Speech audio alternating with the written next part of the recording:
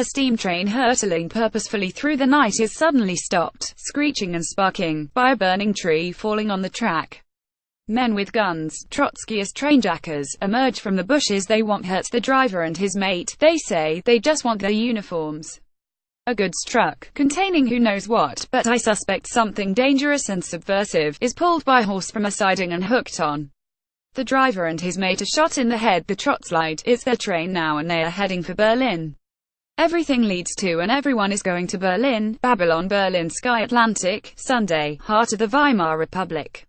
It might be both the best and the worst place, almost certainly the most interesting place, in the world between the wars. A place of all sorts of extremes, political, social, sexual. There's hyperinflation, desperate poverty on the streets, shell-shocked veterans of the previous war seen as broken automatons to be tossed on the scrap heap. The populist far-right is gaining momentum, as it is across Europe. Sound familiar? It might be period drama, but there's plenty of resonance.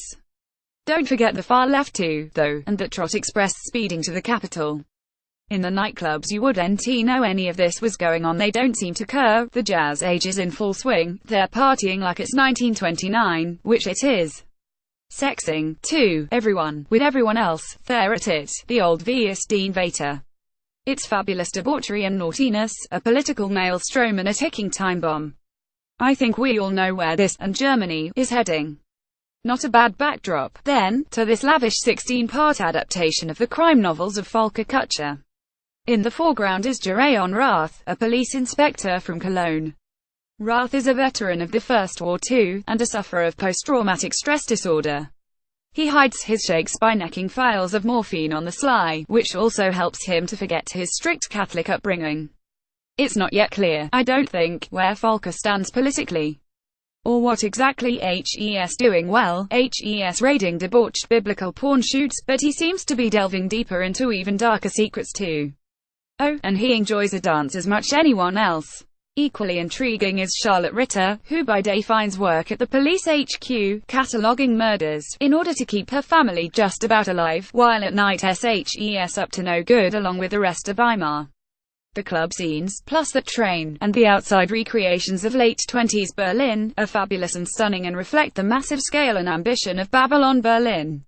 It's the most expensive German TV series ever, €38 million, currently about £38 million, I think, thanks at Nigel Farage. Took 6 months to film in 300 locations, using 5,000 extras. It's literally the biggest thing to come out of Germany since the Hindenburg. But will it crash and burn, or fly high across the globe? That's clearly the aim, international success. Which might be both a good thing and a not so good one. Chucking money at something to create a time and a place however fascinating, and however much it chimes with what's going on now, plus fabulous club dance sequences, don't make great drama alone. Just look at the preposterous vinyl and the get down.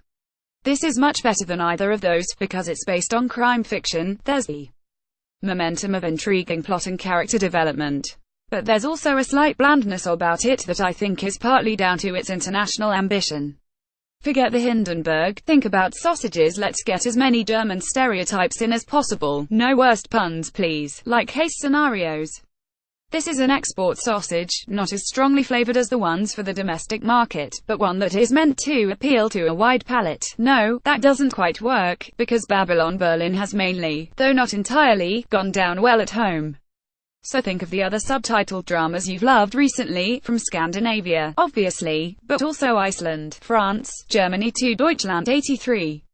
They've been much less glitzy and glamorous and less expensive, but moodier, quirkier and more enveloping. In trying to appeal to the many, Babylon Berlin is maybe less appealing to the few. I'm certainly intrigued, involved, just not quite addicted. Perhaps, like Gerion's morphine, it will take more than 2 files to get hooked.